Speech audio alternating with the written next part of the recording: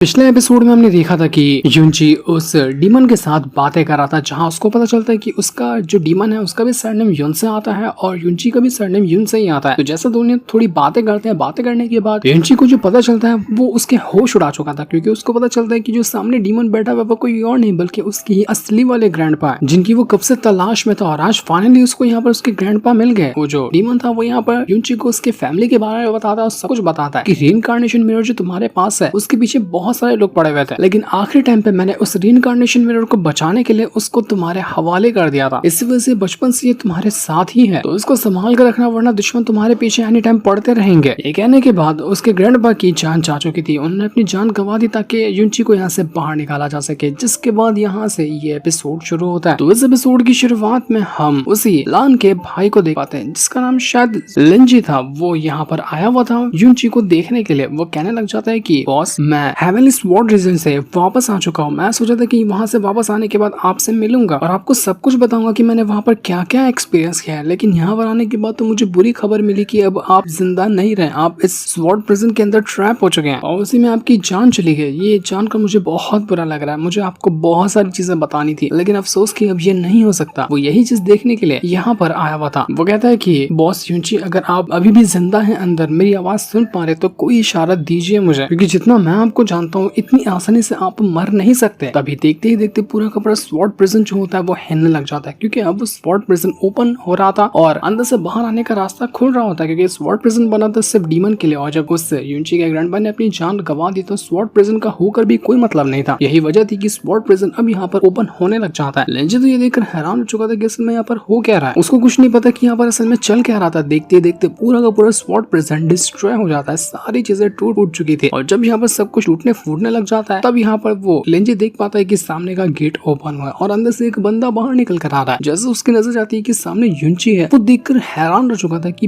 Boss, आप सच में यहाँ पर कैसे आ गए? सारी दुनिया तो कह रही थी कि आप नहीं बचे, आप प्रिजन के अंदर जाते साथ ही मर चुके थे, लेकिन आप तो जिंदा है। युनची भी यहाँ पर लेंजी को देखकर बहुत खुश होता है कि अरे वाह, तुम तो जिंदा हो। मुझे लगा तुम कल्टीवेशन करने गए होगे और तुम्हारी तो वहाँ पर हालत खराब हो गई होगी। लेंजी कहता है कि अरे वो सब छोड़ो, मुझे तो आप मेरे फादर ने भी कह दिया था कि आप नहीं बचे हो, लेकिन आपको मैं यहाँ पर जिंदा देख कर ना कितना खुश हूँ मैं बता भी नहीं सकता। सभी लोगों ने कह दिया था, लेकिन मुझे भरोसा नहीं हुआ कि आप मर नहीं सकते। इतनी आसानी से आप मरने वाली चीज थोड़ी ना हो। मैंने आपके बारे में जाना है, आपको इतनी आसानी से कोई भी नहीं मार सकता। तो युनची कहता है कि अच्छा चलो, शुक्रिया तुम्हारा मुझ पर इतना ज्यादा भरोसा करने के लिए। तुम्हें लगा कि मैं नहीं मर सकता और तुम्हारा ये सोचना बिल्कुल सही निकला। मैं तुम्हें देख पा रहा हूँ कि तुम पहले से काफी ज्यादा स्ट्रॉन्ग हो चुके हो। क्या तुमने अपना ब्रेक थ्रू वगैरह किया है क्या? तो लेंजी भी बताता है कि हाँ, मैंने अपना ब्रेक थ्रू किया और मैं हेवन फेस्ड मैक्सिमम लेवल को अचीव कर चुका हूँ। तो लेंजी कहता है कि तुम नहीं सुधरने वाले, तुम इतनी ज्यादा मेहनत करते हो, देख लेना वो दिन जल्दी आने वाला जब तुम मुझे भी सरपास करके आगे निकल जाओगे, मुझसे भी ज्यादा स्ट्रॉन्ग हो जाओगे, जबकि तुम तो मेरी से आधी एज के हो। वैसे ये बताओ कि जब मैं यहाँ पर इस स्वॉर्ड प्रिजन के अंदर ट्रैप था तो इतने टाइम के अंदर यहाँ पर क्या क्या हुआ? सब ठीक तो चल रहा है ना? ज़ोरो लान और युआन बाओ बाकी सब लोग कैसे हैं? तो लिंजी कहता है कि ज़ोरो लान के साथ तो कुछ हुआ है जो शायद मैं नहीं बता सकता। तो युनची कहता है कि पागल हो क्या, बताओ मुझे क्या हुआ उसके साथ। तो लिंजी कहता है कि मैं बता तो दूंगा, लेकिन आपको वादा करना होगा कि आप कुछ भी गड़बड़ नहीं करेंगे और अपना गुस्सा शांत रखेंगे। अगर आप गड़बड़ करेंगे तो और ज्यादा मुसीबत बढ़ सकती है ज़ोरो लान के लिए। युनची कहता है कि तुम मुझे बताओगे कि आखिर यहाँ पर हो क्या रहा है, क्या हुआ है ज़ोरो लान के साथ। तो लिंजी कहने लग जाता है कि उनकी शादी फिक्स कर दी गई है। इसके बाद हम यहाँ पर बाजार का सीन देख पाते हैं, जहाँ पूरी गलियों को एकदम सजाया गया था, क्योंकि आज ही शादी होने वाली थी। ये कोई छोटी मोटी शादी थोड़ी नहीं थी, बल्कि बहुत ज्यादा कमाल की थी। इस वजह से पूरी की पूरी गलियों को सजाया गया था। यहाँ पर बर्निंग हेवन क्लान के आटो जो खास एल्डर है ना, वो भी यहाँ पर पहुंचे हुए थे। यहाँ पर जो लोग मौजूद थे इस इलाके के, वो लोग तो काफी ज्यादा उदास होते, क्योंकि उनको पता था कि जो शादी हो रही है वो कोई ऐसी खुशी वाली शादी नहीं है, बल्कि एक जबरदस्ती वाली शादी है और मजबूरी में आकर ज़ोरो लान को ये शादी करनी पड़ रही है। लेकिन वो लोग कुछ कह भी नहीं सकते थे, क्योंकि अगर कुछ कहेंगे तो मास्टर फैन और उसके बर्निंग हेवन सेक्ट वाले जो भी कुछ कहेगा उन सभी को काट कर रख देंगे। इस वजह से बस उनको यहाँ पर मुंह बंद करके शादी में शामिल होना था, उसके अलावा वो कुछ भी नहीं कर सकते थे। ज़ोरो लान यहाँ पर सिर्फ युनची को ही याद कर रही थी, क्योंकि वो युनची को बहुत ज्यादा पसंद करती है और उसके अलावा वो किसी से भी शादी नहीं करना चाहती थी, लेकिन अपने फादर को बचाने की खातिर उसको ये फैसला लेना पड़ रहा है। वो युनची को याद भी कर रही थी और हम देख पाते हैं कि उसने अपने पास किसी खास तरह का डैगर भी रखा हुआ है। हो सकता है कि जब ये शादी हो जाएगी और जैसे यहाँ पर वो लोग बर्निंग हेवन सेक्ट वाले वो फ्लावर दे देंगे ना, जिसके जरिए उसके फादर को ठीक किया जा सकता है, तो हो सकता है कि उसी टाइम ज़ोरो लान अपनी जान दे दे। वो अपने फादर को ठीक करेगी, उसके बाद अपनी जान दे देगी, इसलिए वो अपने पास डैगर छुपा कर रखी हुई थी।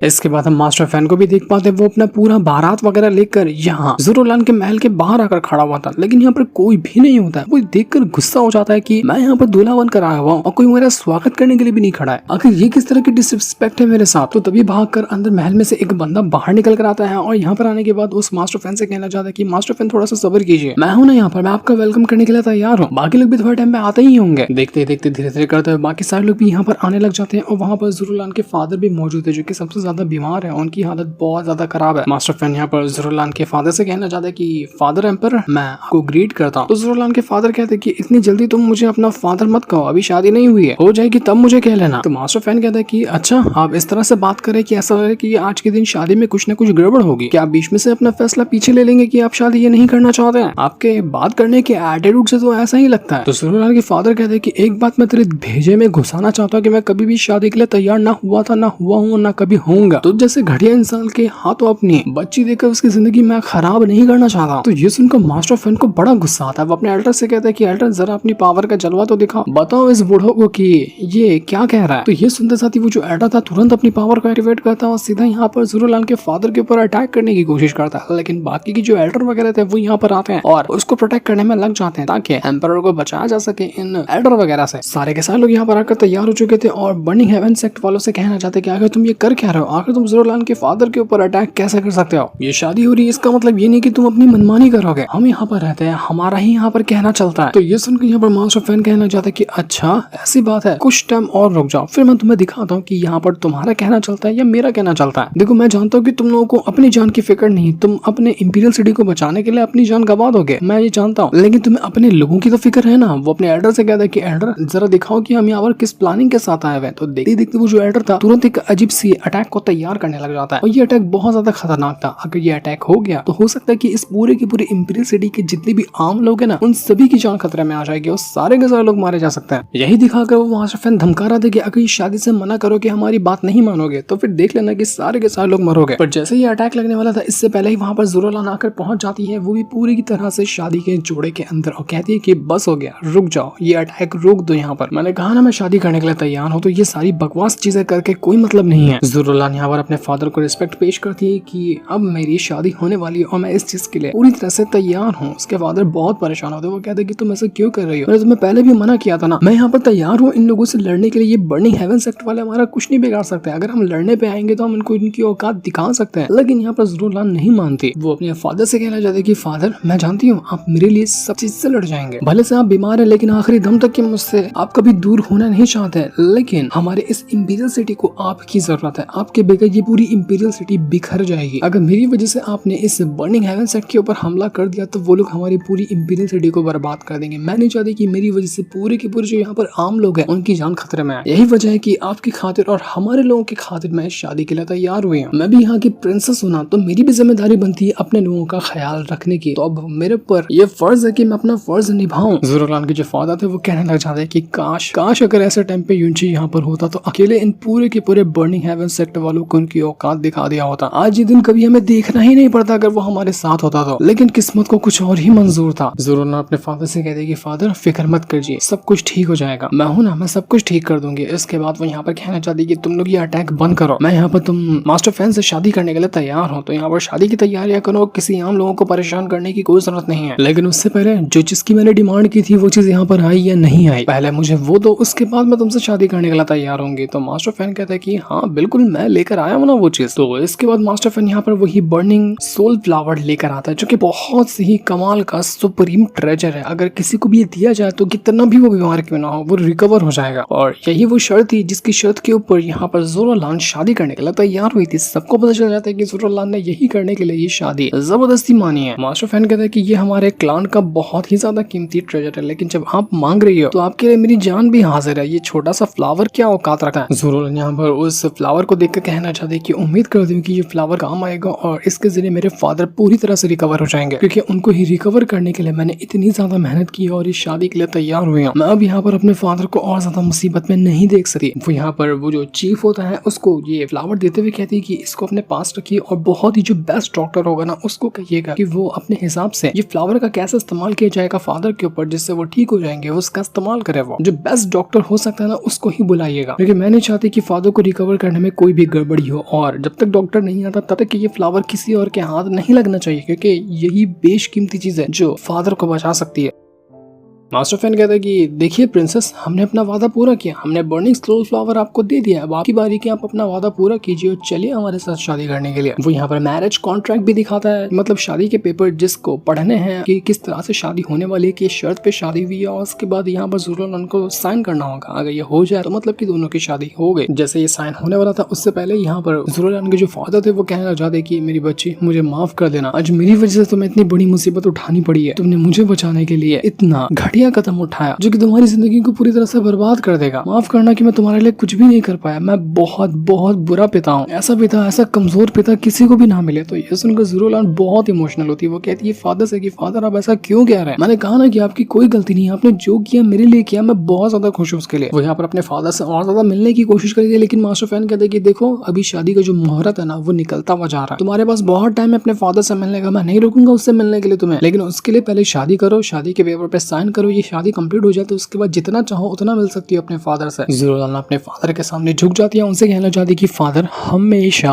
हमेशा अपना ख्याल रखना, जो कुर्बानी मैंने आपके लिए दी है ना वो जाया नहीं जानी चाहिए, वादा करती हूँ कि मैं ठीक रहूंगी और उम्मीद भी करती हूँ कि आप हमेशा अपना ख्याल रखेंगे। इतना कहने के बाद ज़ुरोलान वहाँ से जाने लग जाती है। उसके फादर का बहुत दिल टूटा हुआ था, वो चाह रहे थे कि बस अपनी बच्ची को यहाँ पर रोक लें और सब चीज को वो छोड़ दे, लेकिन वो ये नहीं कर सकते थे, ना ज़ुरोलान इसके लिए मानेगी ना ही वो ये कर सकते थे, क्योंकि उनके ऊपर जिम्मेदारी थी अपने पूरी की पूरी इंपीरियल सिटी को बचाने की। क्योंकि अगर वो शादी के लिए मना करते हैं, कुछ भी गड़बड़ करते हैं, तो जो तबाही आएगी उसके बारे में सोचा भी नहीं जा सकता। वो मजबूर थे, वो उदास थे, वो परेशान थे और कुछ भी करने के लायक नहीं थे। इस वजह से ज़ुरोलान अब यहाँ पर वहाँ से जाने की तैयारी शुरू कर देती है। वो विदा होकर जा रही थी अपने घर से। बहुत ही ज्यादा इमोशनल कर देने वाला सीन था, एक बेटी और एक फादर का, जो दोनों एकदम उदास थे। शादी में जब अलग होते तो वैसे भी यहाँ पर उदास होते हैं, लेकिन ये सिचुएशन ऐसी थी कि इसमें तो उदास नहीं बल्कि दिल टूटे हुए थे दोनों के। और आखिरी बार ज़ुरोलान अपने फादर को देखकर वहां से अपने कदम बढ़ाने लग जाती है। उसके फादर बस रोते हुए उसको बुलाते जा रहे थे कि मेरी बच्ची मत जाओ मुझे छोड़कर, मैं तुम्हारे बगैर नहीं रह पाऊंगा, लेकिन ज़ुरोलान नहीं सुनती, क्योंकि उसको पता था कि जितना वो रुकेगी, जितना यहाँ पर रुकने का वो कोशिश करेगी, उतना ही उसके फादर को बुरा लगेगा। एक बार वो उसको छोड़कर चली जाए तो धीरे धीरे करते हुए उसके फादर अपने आप को हैंडल कर लेंगे। वो यहाँ के एम्परर है, उनको बर्दाश्त करने आना चाहिए। इस वजह से ज़ुरोलान धीरे धीरे करते हुए मास्टर फैन की तरफ ही बढ़ रही थी। यहाँ पर सैड सॉन्ग भी चल रहा था बैकग्राउंड में और सारे पुराने बिताए हुए लम्हे यहाँ पर ज़ुरोलान को याद आ रहे थे कि किस तरह से जब भी उसके ऊपर एक हल्का सा भी खतरा क्यों ना आता था, युनची सबसे पहले आता था उसको बचाने के लिए। आज तक उसके ऊपर कोई भी खतरा युनची आने नहीं दिया। जब यहाँ पर इतनी बड़ी मुसीबत आ चुकी है, वो इतने घटिया इंसान से शादी करने चाह रही है, लेकिन उस टाइम युनची उसके साथ नहीं है, क्योंकि उसको नहीं पता कि युनची जिंदा है। उसको तो अभी भी लग रहा है कि युनची मर चुका है। इसी वजह से तो ये कदम उठा रही है, वरना अगर उसको पता होता कि युनची जिंदा है तो वो थोड़ी ना ये कदम उठाती। और अब यहाँ पर वो कर भी कह सकती थी, इसलिए वो मास्टर फैन के पास जा रही होती है। वो धीरे धीरे कदम बढ़ा रही थी, जितना वो कदम बढ़ाती उतना ही उसके आंसू बहते जा रहे थे। वो अपने आंसू को भी रोकती है, अपने दिल को भी थामती है और यहाँ पर वो बर्निंग हेवन सेक्ट वालों के पास आकर पहुंच चुकी थी। बस अब यहाँ से जाने की तैयारी थी, जहाँ पर शादी होगी, कॉन्ट्रैक्ट साइन होगा और उसके बाद हमेशा के लिए ये ज़ुरोलान मास्टर फैन की हो जाएगी। मास्टर फैन तो अलग ही नशे में था, वो बहुत ज्यादा खुश होता है क्योंकि उसकी नजर हमेशा से ज़ुरोलान के ऊपर थी। वो बस मौका ढूंढ रहा था कि कैसे वो ज़ुरोलान को अपने पास ला सकता है। और देखो ऐसी सिचुएशन क्रिएट हुई कि मजबूरी में ज़ुरोलान को खुद उसके पास आना पड़ा। वो तो ज़ुरोलान को हासिल नहीं कर पाया, लेकिन ज़ुरोलान को खुद यहाँ पर मजबूरी के चलते उसके साथ शादी करनी पड़ी। लगता है कि यहाँ पर शादी हो जाएगी, लेकिन युनची एंट्री मारेगा ही नहीं। मास्टर फैन यहाँ पर सभी लोगों से कहने लग जाता है कि इंप्रेस स्टडी वालों, तुम लोग इतने ज्यादा उदास क्यों हो रहे हो, क्योंकि ज़ुरोलान हम जैसे बर्निंग हेवन सेक्ट वालों के पास जा रही है। हमारा सेक्ट कितना ज्यादा फेमस और कितना ज्यादा स्ट्रॉन्ग है, बल्कि तुम्हें तो खुश होना चाहिए कि चलो तुम्हारी बेटी की किस्मत बदल गई और हमारे जैसी फैमिली के अंदर उसका रिश्ता हो रहा है, तो रोना धोना करके यहाँ पर माहौल खराब मत करो। इसके बाद यहाँ पर मास्टर फैन ज़ुरोलान को यहाँ पर वो ब्रश देता है कि लो और इससे साइन करो इस मैरिज कॉन्ट्रैक्ट के ऊपर, और उसके बाद ऑफिशियल तरीके से हर तरीके से तुम सिर्फ और सिर्फ मेरी हो जाओगी। तो अब ज़ुरोलान जो थी वो यहाँ पर बड़े गुस्से के साथ ही उसके हाथों से ब्रश लेती है और वो मैरिज कॉन्ट्रैक्ट के ऊपर साइन करने के लिए तैयार थी। मास्टर फैन खुश की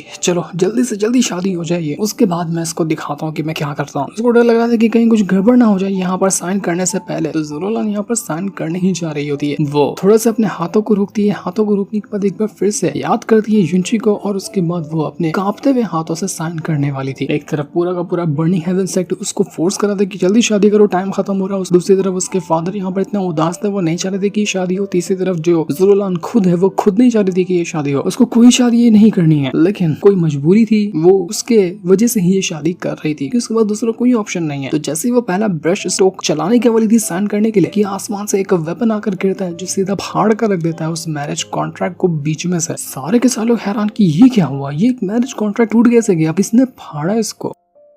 और तब वहां पर एंट्री मारता है अपना युंची जो फिनिक्स बर्ड पे सवार होकर आया था, और क्या लाजवाब उसने एंट्री मारी थी, देखकर एकदम गूज बम्स आ गए। वही अपना वेपन फेंक कर यहाँ पर आया था और आने के बाद वो सीधा जितने भी एल्डर होते हैं बर्निंग हेवन सेक्ट वालों के ऊपर, उनके ऊपर अटैक करना वो शुरू कर देता है। सारे एल्डर उसके ऊपर अटैक करने के लिए चाहते हैं, लेकिन युंची इतना गुस्से में आया था कि मानो जब तक वो एक एक को टुकड़े टुकड़े ना करे वो शांत नहीं बैठने वाला। सारे के सारे जो टॉप 8 एल्डर है ना बर्निंग हेवन सेक्ट के, वो पूरी जान लगा देते हैं उसको मारने के लिए, लेकिन कोई फायदा नहीं होता। यहाँ पर युंची आता है ज़ुरुलान के पास, उसको सीधा उठाता है और उसको अपने फिनिक्स बर्ड के ऊपर सवार कर लेता है। ज़ुरुलान पागल हो गई थी, वो यकीन ही नहीं कर पा रही थी कि ये कैसे पॉसिबल। उसको यकीन करने में टाइम जा रहा था कि जो मैं अपनी आंखों से देख रही हूँ क्या वो सच भी है। जिस इंसान को मैंने सोच लिया था कि वो जिंदा नहीं है, वो मर चुका है, क्या वो सच में मेरे पास आकर पहुंच गया। वो युंची को देखकर बिल्कुल शॉक्ड में जा चुकी थी। युंची सबसे पहले उसको यहाँ पर बचाता है और उसको साइड में ले जाता है ताकि उसको कोई खतरा ना हो। मास्टर फैन पागल हो गया था, वो उसे कहते कि तू फिर से यहाँ पर कैसे आ गया, तू मर गया था ना, और यहाँ पर आने के बाद तूने मेरी मंगेतर ज़ुरुलान को अपने पास रखा कैसे, तू मेरी मंगेतर यानी मेरी होने वाली दुल्हन को चुराने की कोशिश कर रहा है, छोड़ूंगा नहीं मैं तुझे। ज़ुरुलान तो यहाँ पर युंची से कहने जाती कि युंची तुम सच कह रहे हो ना कि तुम ही मेरे सामने खड़े हो या कोई और तुम्हारा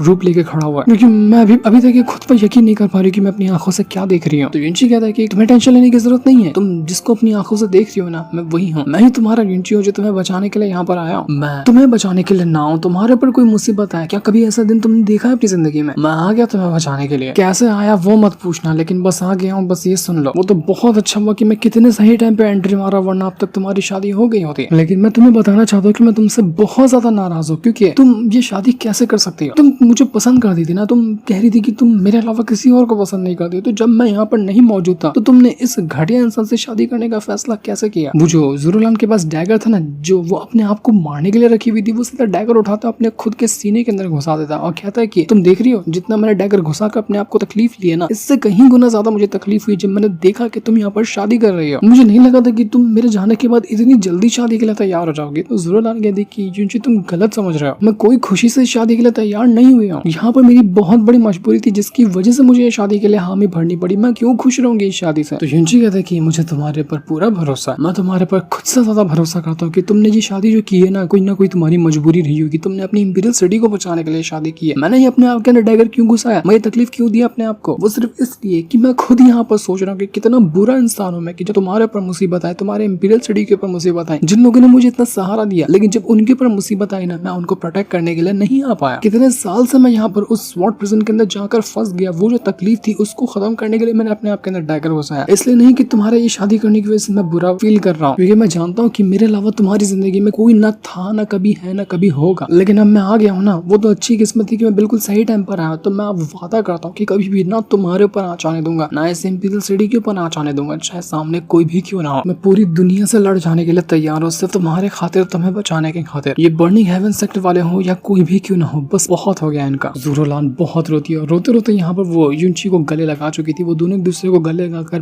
बहुत ज्यादा इमोशनल होते हैं। युंची यहाँ पर सिर्फ इसलिए उदास था कि वो नहीं प्रोटेक्ट कर पाया सही टाइम पर इंपीरियल सिटी को जब उसको उसकी जरूरत पड़ी, लेकिन वो ये सोचकर खुश भी था कि मैं बिल्कुल सही टाइम पर स्वॉर्ड प्रिजन के अंदर से बाहर निकला और यहाँ पर एकदम सही टाइम पर पहुंच गया। ये लोग तो यहाँ पर खुश थे, इनको लग रहा था कि चलो सब कुछ सेटल हो गया, लेकिन वहाँ पर वो जो मास्टर फैन था वो तो पागल बना फिर रहा था। वो अपने साथियों से कहता है कि इस युंची को टुकड़ों टुकड़ों में बदल देना, ये बिल्कुल गलत टाइम पर आकर मेरा जो सपना था उसको डिस्ट्रॉय कर दिया इसने, मेरी शादी तोड़ कर रख दी। मैं इसको जिंदा देखना नहीं चाहता हूँ, ये एक बार मौत के मुंह से वापस आ गया, लेकिन इस बार उसको मौत देना। जो भी इसको नहीं मार पाएगा ना मैं उसको काट डालूंगा। पूरा का पूरा बर्निंग हेवन सेक्टर जो था वो यहाँ पर युंची को घेर लेता है उसको मारने के लिए। वो उसको नहीं छोड़ने वाले थे, चाहे कुछ भी क्यों ना हो जाए, वो किसी भी तरह से युंची युंची को मार कर ही रहेंगे। लेकिन युंची को बचाने के लिए यहाँ पर वो जो एडर वगैरह थे, चीफ वगैरह थे ना इंपीरियल सिटी के, वो लोग भी आकर पहुंच जाते जो युंची का साथ देने के लिए आए हुए थे। लेकिन यहाँ पर बर्निंग हेवन सेक्ट वाले कहना चाहते कि इंपीरियल सिटी तुम लोग साइड हो जाओ, ये जो पंगा हो गया है ना ये हमारे बर्निंग हेवन सेक्ट से इस युंची का हुआ, क्योंकि ये ज़रूर अब हमारी हो चुकी है। तो हमारी कोई बंदी के ऊपर, हमारे सेक्ट की किसी लड़की के ऊपर कोई आंख उठाकर देखने की कोशिश करेगा ना तो हम उसको सबक सिखाएंगे। तुम इंपीरियल सिटी वाले होकर अगर बीच में टांग घुसाते हो तो हमें तुम्हारे खिलाफ अलग से कदम उठाना पड़ेगा। तो ये सुनकर वो लोग कहना चाहते हैं कि युंची हमारा बंदा है और हमारे बंदे के ऊपर कोई यहाँ पर आंख उठाकर देखने की कोशिश करेगा तो तुमको क्या लगता है कि हम लोग यहाँ पर मुंह देखने लग जाएंगे? खाली जरा उसको हाथ लगाकर तो दिखाओ, हमारी पूरी की पूरी इंपीरियल सिटी तुम लोगों को सबक सिखाने के लिए तैयार है। हम भी तो देखें कि तुम क्या कर सकते हो। पहले तो हम मजबूर थे, अब यहाँ पर हमारे पर कोई मजबूरी नहीं है। लेकिन युंची जो था वो कहने लग जाता है एल्डर वगैरह से कि ये जो बर्निंग हेवन सेट के लोग कह रहे हैं ना ये लोग सही कह रहे हैं, ये जो मैटर है ये मुझे अकेले सुलझाना पड़ेगा पूरे के पूरे बर्निंग हेवन सेट के साथ। मैं आप लोगों को जबरदस्ती बीच में नहीं खींच सकता और आपको फिक्र करने की जरूरत नहीं, मैं हूं ना यहाँ पर, मैं अकेला काफी हूँ इस पूरे के पूरे बर्निंग हेवन सेट के लिए। आप लोग बस जाइए और यहाँ ज़रूर का ख्याल रखिए, बाकी सब कुछ मैं हैंडल कर लूंगा। तो ये सुनने के बाद वो लोग यहाँ पर ज़रूर को ना लेकर चले जाते हैं और यहाँ पर अब युंची अकेला था, उसको अकेले मुकाबला करना था पूरे के पूरे बर्निंग हेवन सेक्ट का। युंची अपनी स्वॉर्ड बाहर निकालता है, स्वॉर्ड बाहर निकालने के बाद वो पूरे अकेले सेक्ट से लड़ने के लिए तैयार था। एक तरफ एक अकेला बंदा और सामने की तरफ पूरा का पूरा एक सेक्ट, वो भी कोई मामूली सेक्ट नहीं, इतना स्ट्रॉन्ग सेक्ट जो कि अच्छों की हालत खराब करता है। युंची कहते हैं कि अगर तुम लोग अपनी जान की खैर चाहते हो तो मेरे सामने माफी मांगो, मैं तुम उस इंसान को छोड़ दूंगा जो मुझसे माफी मांगेगा, जो नहीं मांगेगा उसका वो हाल करूंगा जो उसने कभी अपने सपने में भी नहीं सोचा होगा। तो ये सुनकर बर्निंग हेवन सेक्ट वाले कहना चाहते हैं कि अच्छा हमको धमकी दे रहा है। वो अपने सारे साथियों से कहते हैं कि साथियों जाओ और काट कर रख दो इस युंची को। तो युंची कहते हैं कि ठीक है, जब तुम लोग माफी मांगने के लिए तैयार नहीं हो तो मुझे अपने हिसाब से खेल चलाना पड़ेगा। अब मैं दिखाता हूं तुम लोगों को कि मैं क्या कर सकता हूँ। इसके बाद युंची फाइट करने के लिए तैयार हो चुका था। अब देखना इंटरेस्टिंग होगा कि युंची अकेले इस फाइट में जीत पाता है या नहीं जीत पाता है, जिससे इनको दिखाते साथ ही ये वाला एपिसोड यहीं पर एंड हो जाता है। Thanks for watching.